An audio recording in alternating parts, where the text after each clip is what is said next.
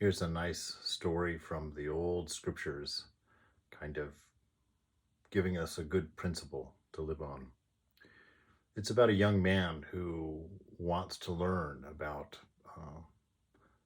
the divine way or the philosophy or how to realize God. And so he goes to a teacher.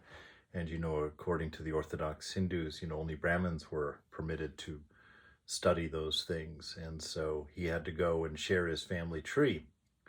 So the story says a young boy who wanted to learn the truth had to find out about his heritage in order to approach a guru. So he went to his mother, and the poor mother said, "My child, I do not know your family name. I was in service and served in many different places. I do not know who your father is. But my name is Jabala, and your name is Satyakama." The little child went to a sage and asked to be taken as a student.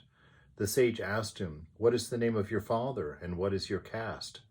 The boy repeated to him what he had heard from his mother. The sage at once said, "None but a Brahmin would speak such a damaging truth about himself. You are a Brahmin, and I will teach you. You have not swerved from the truth." Now, it's just a beautiful thing about not judging people, based on where they come from, based on their families, their backgrounds, their past, but to let everybody be new and fresh in the moment.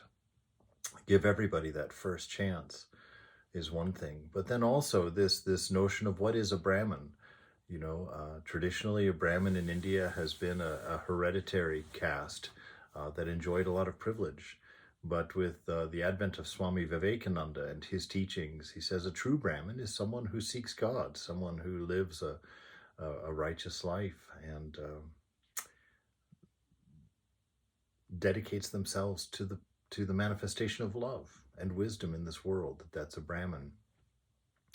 And so this young boy went and was accepted by his teacher, even though his mother was an immoral woman and didn't know who his father was. This teacher understood that the humility in this boy made him a holy man, that his willingness to be what he was and desire improvement at the same time was the only thing necessary.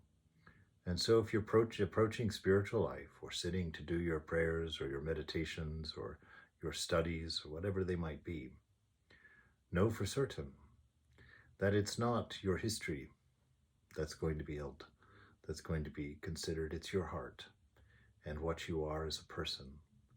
Are you loving? Are you unselfish? Those are the only determining factors as to whether somebody is spiritual or not. Are you loving? And are you unselfish?